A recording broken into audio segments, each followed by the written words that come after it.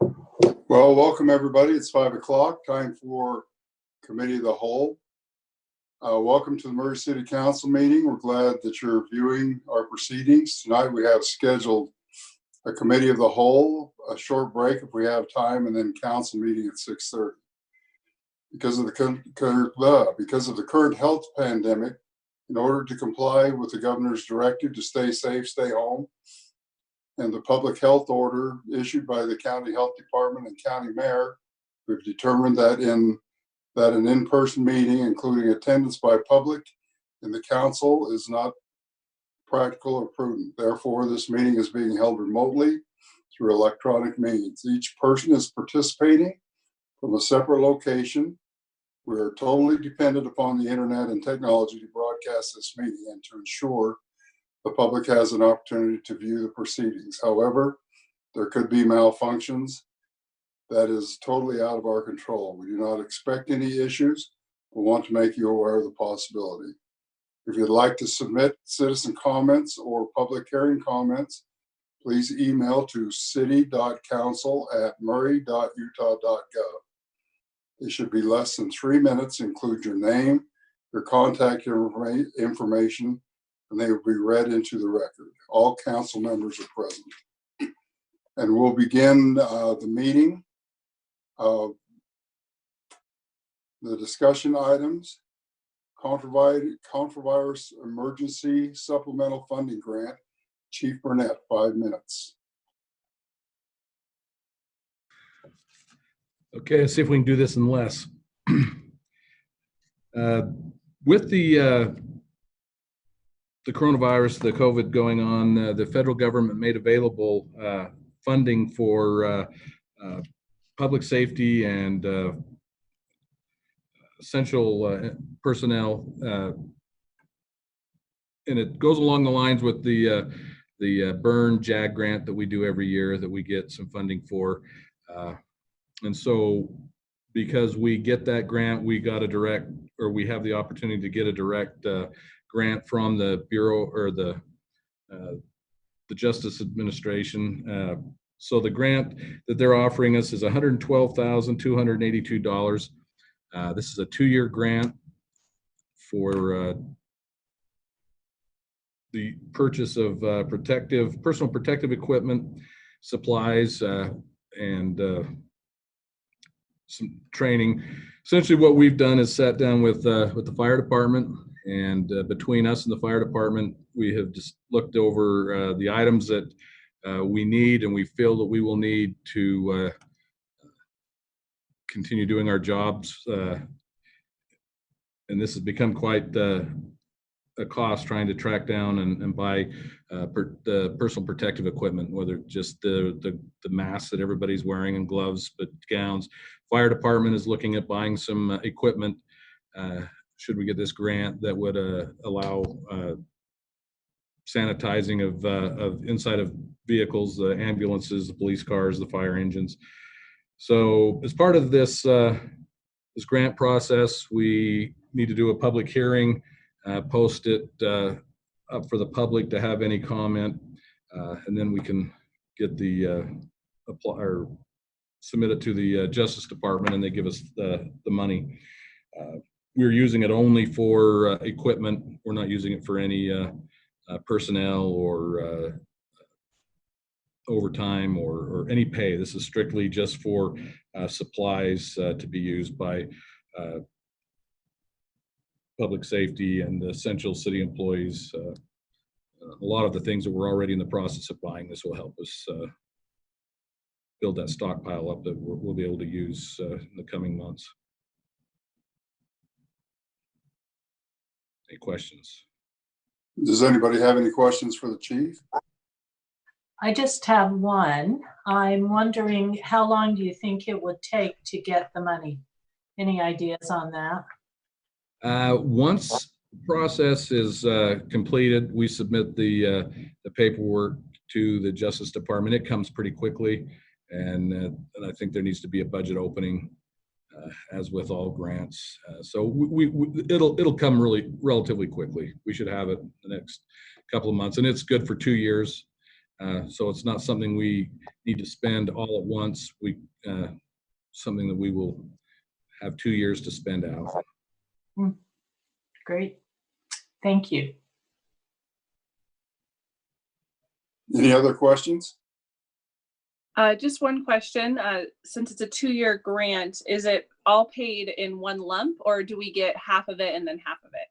No, it comes all at once, Okay. but we have 2 years to spend it. Great. So sometimes you have to spend it quickly, but if we don't have it all spent at the end of those 2 years, then there's issues where sometimes you have to give the money back. So essentially they're saying, here's money and you've got 2 years to spend it. And we Thank have you. to account for it quarterly. And I'm assuming you'll use it. Yes, we have a 2-year plan that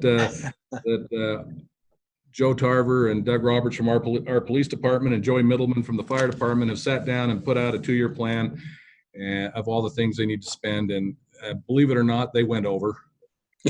I'm sure. So we'll be able to spend It'll be it. you. Awesome. That's great that you guys are doing that. Thank you. Anything else? Okay, thank you, Chief. Hey, thank you. Okay, next, severance pay code revision, GL. Thank you. This is the agenda item that deals with amending current city ordinance section 2.62.040 relating to severance pay for employees who are not in either career or public safety service. If you've got the ordinance in front of you, you'll see as we already allow those employees who are appointed and at will to have severance pay if they are involuntarily terminated. One of the reasons you do that is to make sure you attract talent and give them some assurance that if they are terminated at some point, that they will get the severance. The proposal is to add to that group 2 more groups who also are at will, and that is members of the administrative staff in the mayor's office and members of the administrative staff of the city council office. So what this means essentially is if one of them were to be terminated involuntarily, then you would count up their years of service and determine how much they're eligible for severance pay. The maximum amount is 4 months of severance pay. And that's basically it. It's a pretty straightforward, simple idea. Any questions for GL?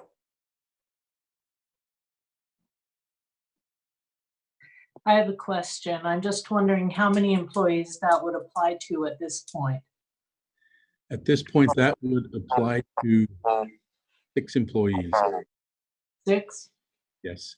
Okay, thank you. Mhm. Anyone else? All right, thank you, GL. Thank you. Next, pollution discharge elimination system coal permittees. Danny. That's a mouthful, Danny. Yeah, that's only part of it, but I'm not gonna say it. But this is a really a long-standing arrangement that we've had since the state implemented and became the purveyor of the pollution discharge elimination system for stormwater. And Salt Lake County, we co-permit with them, and they provide a lot of services. We do work with what we call the Stormwater Coalition Group, and that's all of the towns and cities that are too small to be required to be on your own. So you have to have a population over 100,000 that requires you to be, you would have to be on your own. West Valley, Orem, Provo, large cities, Sandy. So the smaller cities and the smaller groups, towns, co-permit with the county to provide these services and to be under the umbrella of the single permit. But it doesn't relax any of the requirements. We still have to do them, and Salt Lake County, as well as the state of Utah, will audit our work that we're doing. And actually, we just went through an audit last year, which was, there were some deficiencies, but they weren't as bad as a lot of the cities. So anyway, it's time for that permit to be renewed, and so that's what this agreement is all about. Any questions for me?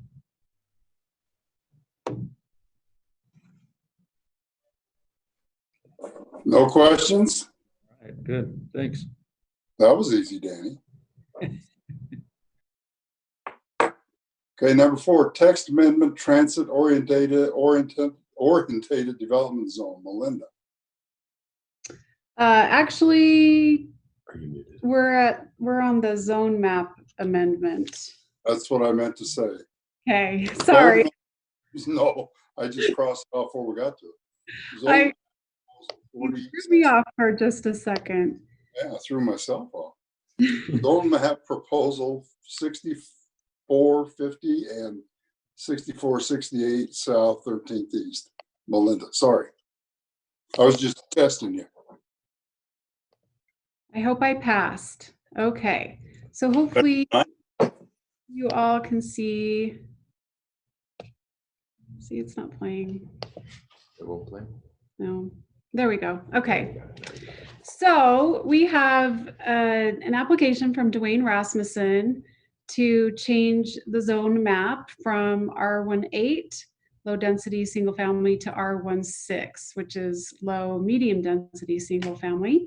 The address is 6450, 6468 South, and it's on 13th East. The two properties combined are 0.46 acres. Here is an aerial view of the two lots combined there. And this slide shows the property right now is located in the R18 zone. And the future land use map shows that the zoning is to stay low density residential. This is a slide or a page grab from the general plan. And in 2017, we changed the general plan to support more infill housing.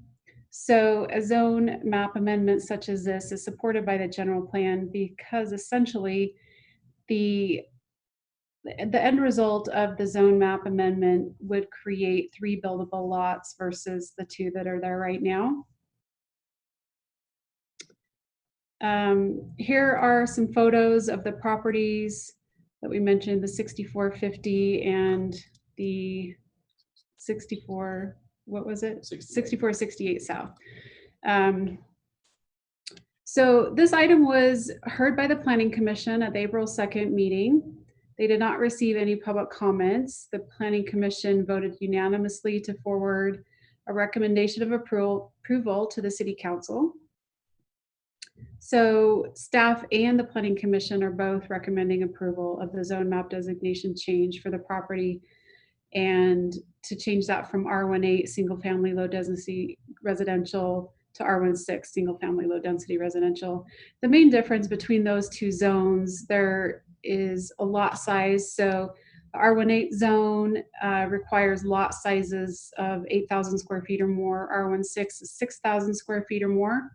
There's some setback differences and height differences as well. In the R16 zone, the height is 30 feet versus 35 feet in R18. But we did some analysis of the surrounding properties, and even though the properties surrounding these particular two properties are zoned R18, the lot sizes are actually smaller than that 8,000 square feet. So based on that, we feel like the zone map amendment would be supported. It wouldn't take away from the existing characteristic of the neighborhood. So again, we recommend approval for this zone map amendment. So if you have any questions, I'd love to answer them. There were no public comments at all in the zoning meeting, huh? No, and this was actually the first meeting that we held all electronically. Mhm. We renoticed, so this item was originally scheduled for the last meeting in March.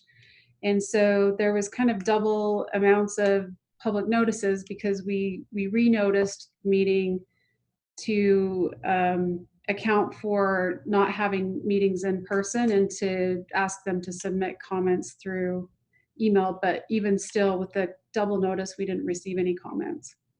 Okay, thank you. Any other questions?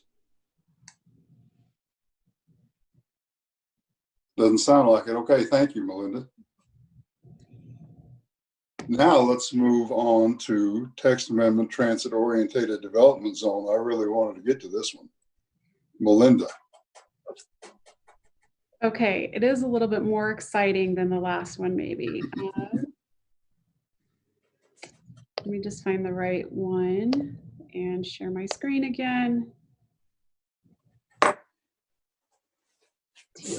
Okay.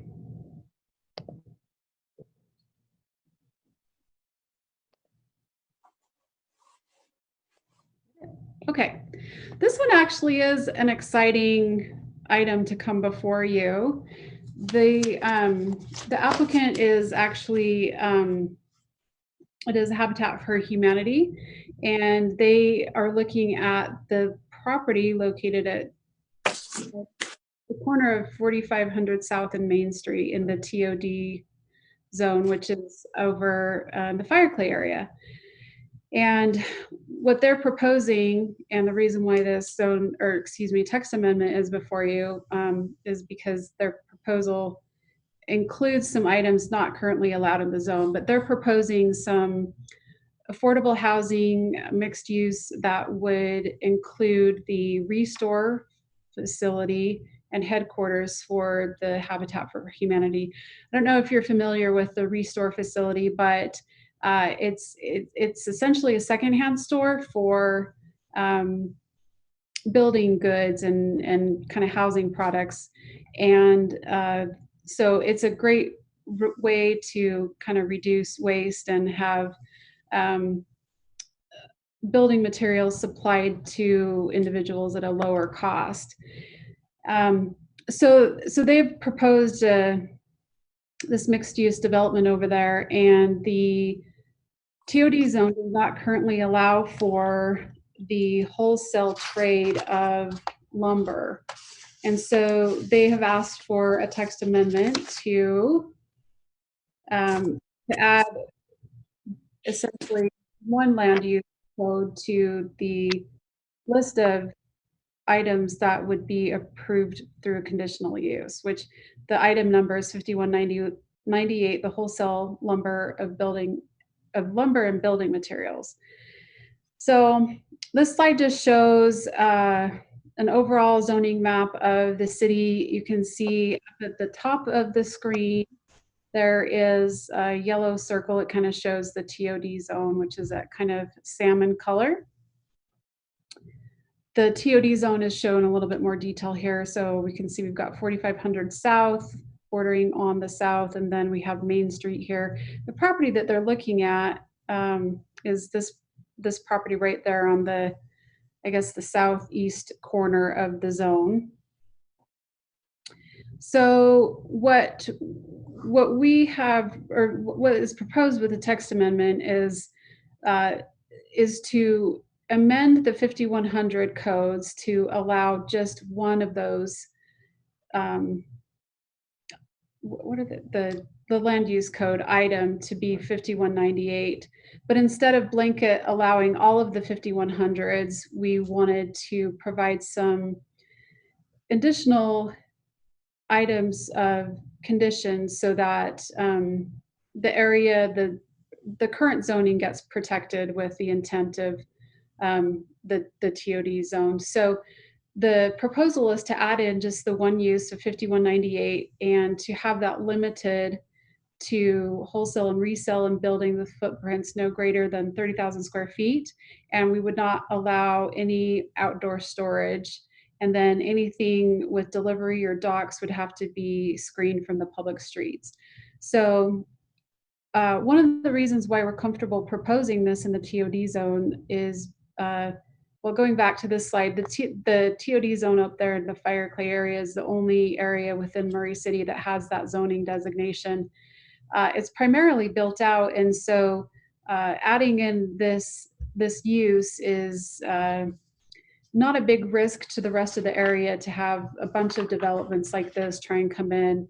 So because it's so built out, we feel like this is a comfortable text amendment to make to allow this project to move forward. So again, just a little bit more detail, kind of a rendering of what the facility could possibly look like. And then again, down in there on the southeast corner of the zone is the proposed project site. So this item was also heard at the April 2nd Planning Commission meeting. There were some public comments that were received. Michael Brodsky, you may be familiar with him from Hamlet Development. He stated his support of the text amendment, and he has also stated that he's going to be working as a volunteer to help develop the property.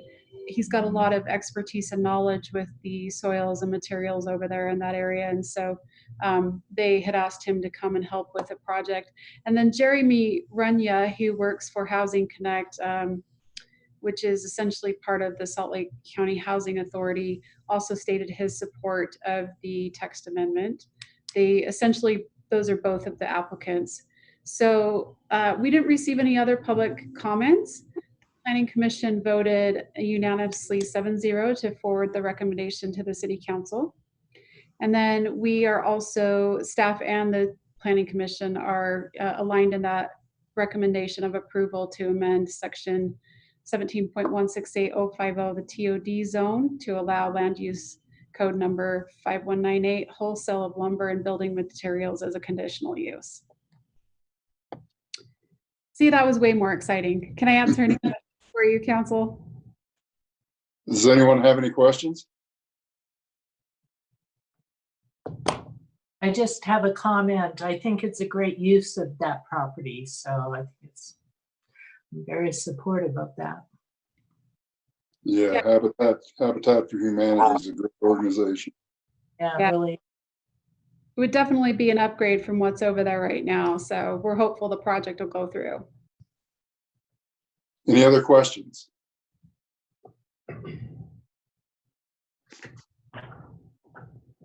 Okay, thank you, Melinda. We'll move on to text amendment, home occupation business. Melinda. I'm actually going to turn this one over to Jared, who is, we are socially distancing, but he is here with me. He's going to take you through this. So I'll get the PowerPoint.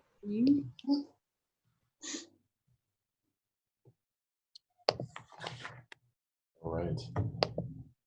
And so this, and I'll talk loud. I think you'll be able to hear me. Can you hear me okay, everybody? Yes. Great. I have one of those projecting voices that are kind of obnoxious, so I'll do what I can. This is a text amendment related to Title 1724. That's our home occupation section of the zoning ordinance. And there are a few things in home occupations that we have been discussing, making some modifications to for some time, and we're ready to pull the trigger and took that to the Planning Commission recently, and they did forward a recommendation to you all as the City Council for this. There are kind of four main components. Can you go to the next slide for me? So there are four general parts to it. You can kind of categorize them into.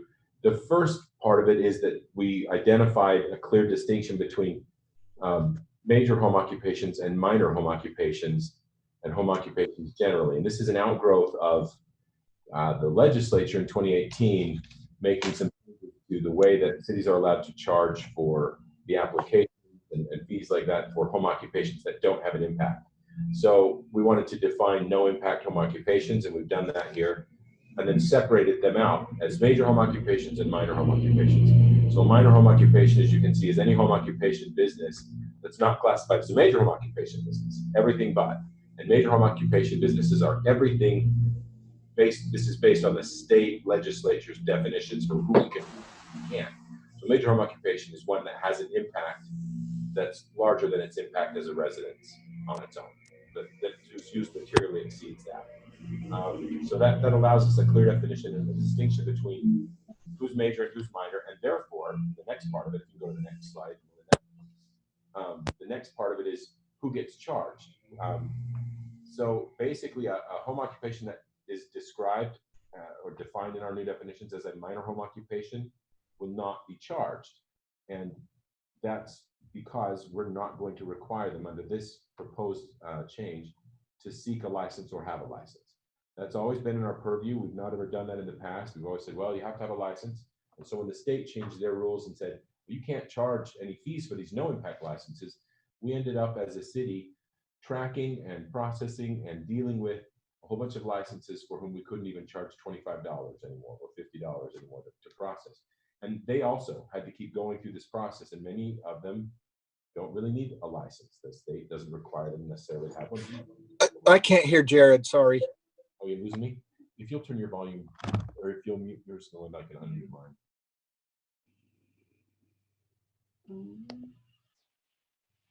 Can you hear me now? Yeah, thank you. Better? Sorry about that. So let me just back up just real briefly. We ended up as a city, after the legislature changed those rules, we ended up processing and tracking and dealing with a whole lot of licenses that we couldn't charge a fee for, even a minimal fee. And that's not only a problem for us, it's a problem as a city, but a problem for applicants who really have very minor businesses and didn't really feel like they got a lot of value out of having to go through this process every year with us. So that's the intent here, is to say minor home occupations that have no impact, we don't want to license you. We're only going to license and charge for major home occupations that are bigger, daycares and piano lessons and things that have an obvious impact, kind of to try to put ourselves in line with the state legislature's intent.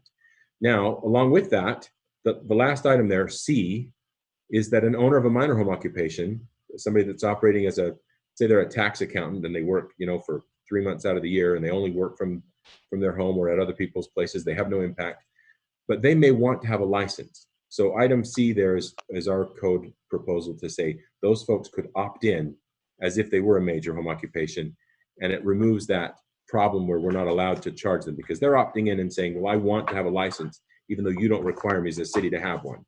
So they're agreeing to let us charge them $50 or $100, and then they have that license to show. We're not requiring it of them, they're opting in. Does that make sense? Okay, so if you can go to the next one. Those are the first two kind of components. The next big thing that this does, that this proposed text amendment does, is talk about offsite and onsite employees.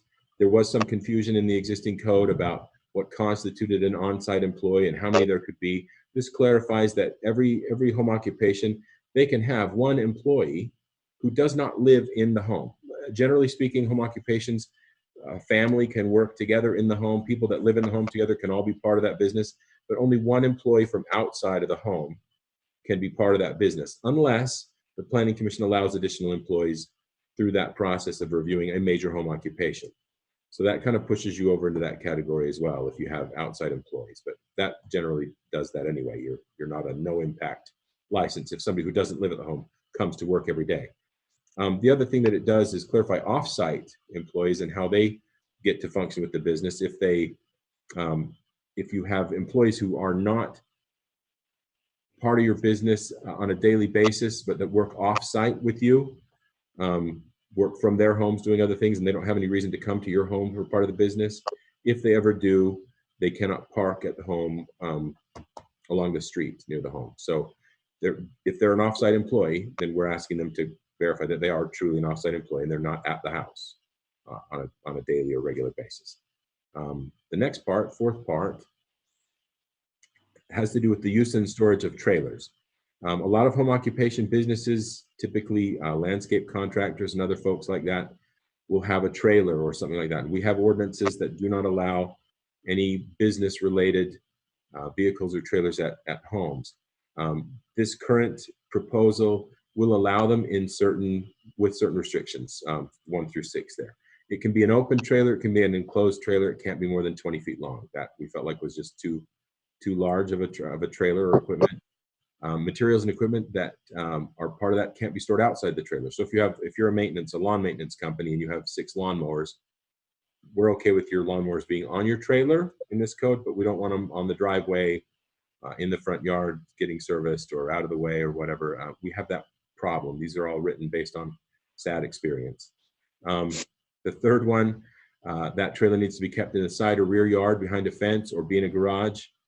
And if it's going to be in the front yard temporarily for any reason, it has to be on a driveway. You don't get to pull the trailer over onto the lawn and leave it there. The trailer also needs to be in good condition. We have had some pretty rough looking vehicles around. And then also that area where the trailer's parked needs to be paved. We have accepted gravel and things like that in the past, but dirt in your backyard doesn't count.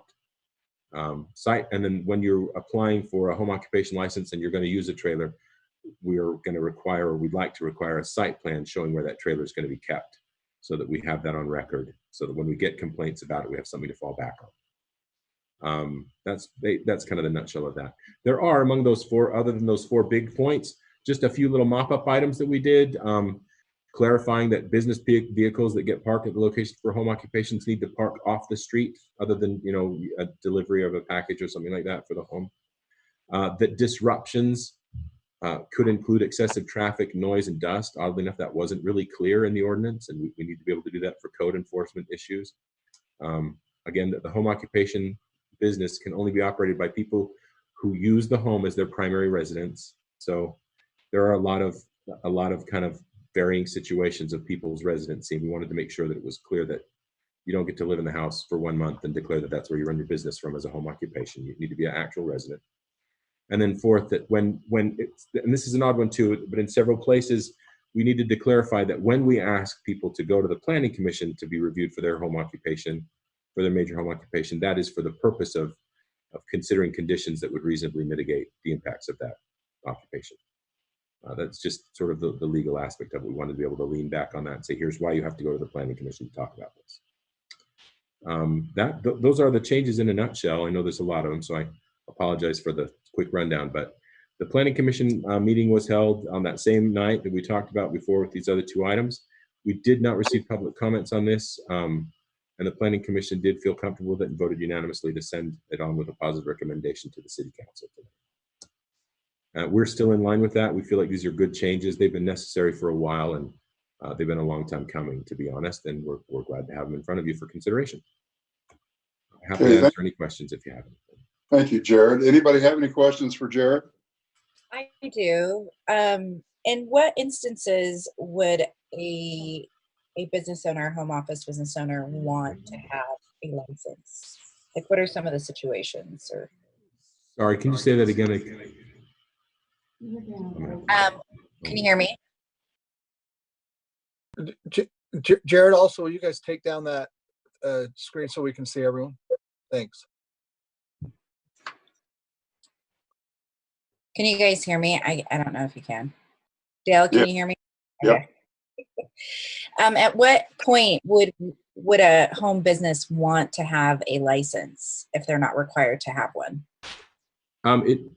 It just depends on that home business. It would depend on, a lot of them don't care. A lot of people with home occupations don't care. Digital photographers and people like that, they may not care if they have a license. There are some people, and that's why the state legislature, frankly, stepped in and said, look, some of you cities, and this is just my recollection, there were cities that were charging people to do business as something like a home-based photographer that went out in the field and took their pictures or whatever for people's graduation, et cetera, $400 to be a home occupation license. We were not the offending party as Murray. We charged very small amounts for these licenses, but there were some people that were greatly offended by the process of home occupations. And those folks were saying to Senator Andrade, was the gentleman that brought it through, it was unreasonable. They didn't even really need licenses. And so the state legislature, over 2 different sessions, agreed and said there's no reason for folks that have literally no impact to their neighborhood for what they do from their home to pay hundreds of dollars to businesses and be through these hoops. So we're kind of just getting in line with that and saying, you know, that's true. If someone is a digital photographer and they do most of their work out in the field and there's no impact to the neighborhood really from them running that business, they don't need to have a license. If they would like one, then we want to be able to accommodate them. So we didn't write it out wholly and say, we will not license you. We just don't want to make them get a license if they really don't need one themselves and don't have an impact.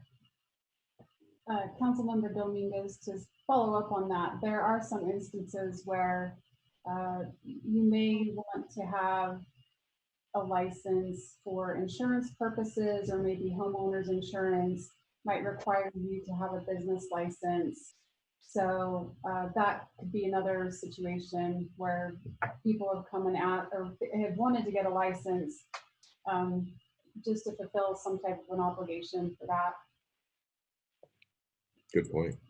Awesome. Yeah, that was kind of where I was going. Is it because of insurance or tax purposes that they would want to know?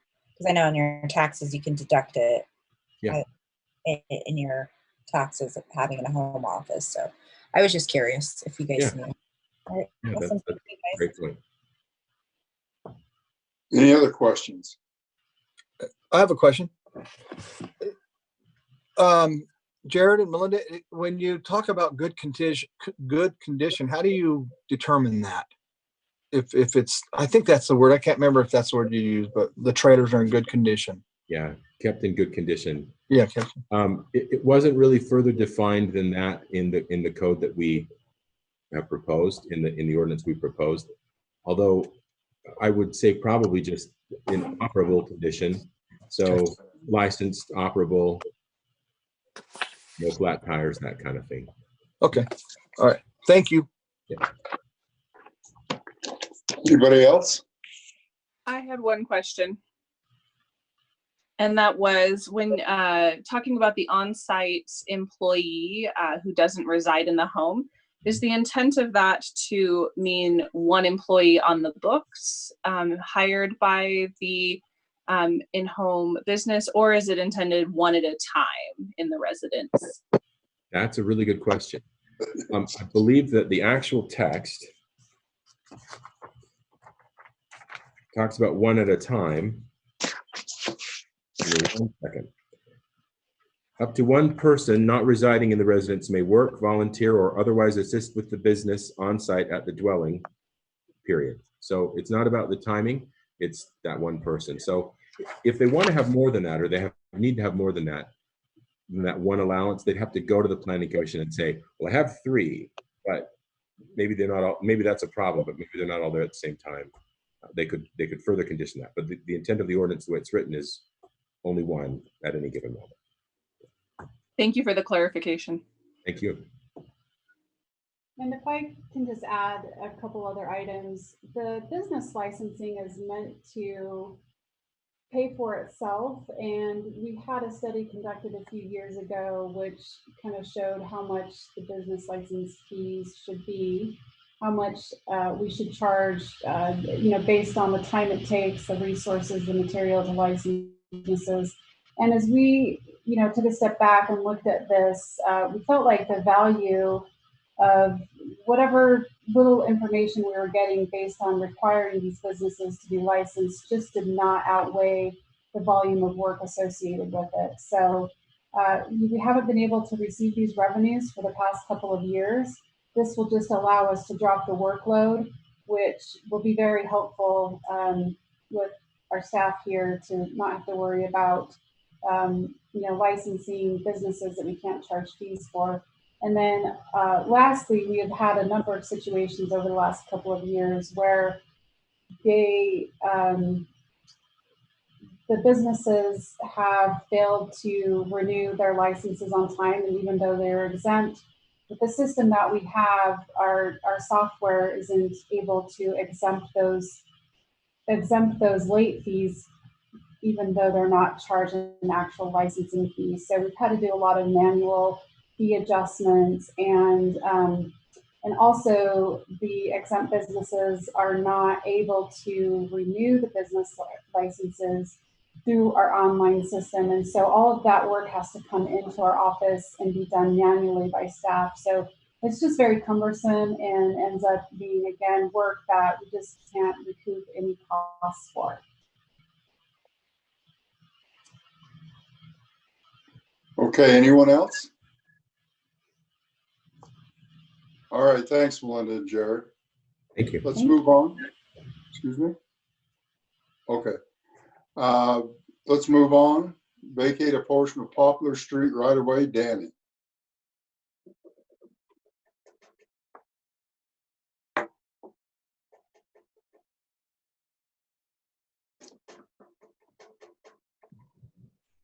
Sorry.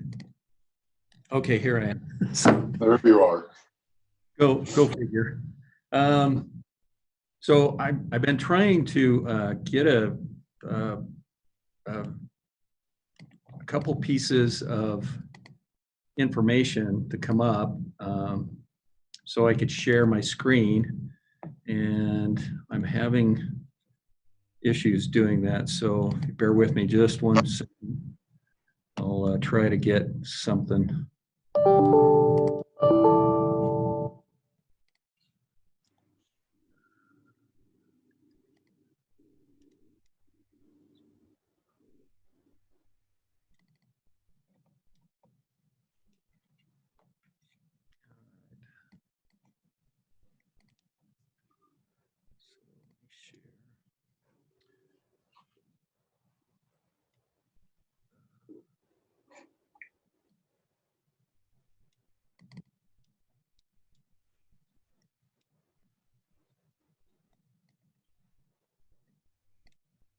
Hopefully you can see that. Okay, so the information I'm going to share with you tonight is just the two portions of the vacation of right-of-way. We'll start with the petition number 1, which is the section of Poplar Street and where it connects to Vine, but it's the Day property, and you can see where from this information how the road goes right through their parking lot right now. They actually have two pieces of covered. I don't know if you can see the hand that's in there. They have two covered parking areas. Anyway, the portion that we're going to be vacating is a piece of property to the side of their building, as well as where an old house used to be, and then a portion of the actual right-of-way of 4th Avenue. And as part of this, to make sure that they were made whole as far as parking spaces, parking area. I don't know if you have any questions with that, but again, this is, a less graphical, but maybe more explanatory, but maybe not. So the idea, Go ahead, Danny. so the idea would be is we are going to vacate the portion of 4th Avenue as part of this deal. The other half of the road, because we're going to vacate that whole portion of 4th Avenue there, the other half will go to the RDA property. So it expands the RDA side of it as well. So typically when you vacate properties, they go to each adjoining, half goes to each adjoining property. So that's what we've done here to make sure that the property owners being treated fairly, we're treated fairly. And if you have any questions there, I'd be glad to, and maybe GL could explain the typical actions here, but I'll leave it to you to ask questions. Any questions for Danny on that?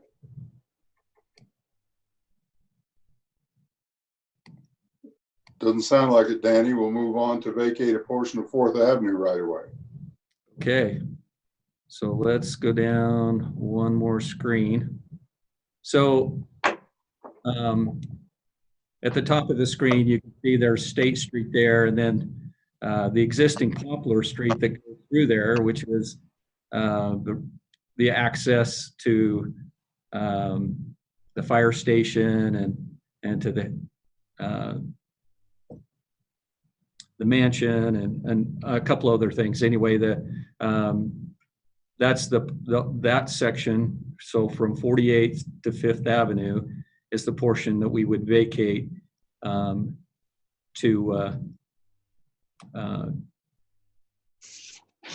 make room for the new road, the new Hanover section. The interesting thing is here is that there's only two property owners. One is the RDA and one is the Murray City. So the piece to the west, that section will automatically go to the city. The section to the east will go to the RDA. And eventually, as you'll see in this portion, so the new Hanover Street goes in there, but the portion of, there's a parking lot for City Hall on the opposite side, so on the east side of Hanover Street. So eventually, I'm guessing that the RDA would want to, or the city and the RDA would want to make sure that that gets into the city's name for maintenance and going forward. So hopefully this graphic is clear and for the purpose of that. So the Hanover Street, you could see where it currently is and how that would be part of the parking lot if we left Hanover in place. So there are some things that are going on right now. We're still working with the utility owners in there, the gas company, Comcast, and Verizon, and a couple others that have some utilities in there right now. Some say they don't need them. Others, need to relocate. So there still is some work that needs to be done, but it's important for us to start this process and get this vacated. Any questions? Anybody have any questions for Danny? Just thank you for the images. They're really clear. Okay. All right. All right, thanks, Danny. Okay, let me figure out how to stop sharing this screen. All right, announcements, Jan. I just want to remind all of you of our budget meetings next week, Monday and Tuesday, May 11th and 12th. Both days it will be 12:30 to about 4:30. There'll be virtual meetings and they will be showed live on Facebook and YouTube as usual for residents to review that. That's all I have. Okay, with that, the meeting is adjourned. We'll re-adjourn at 6:30 for council meeting.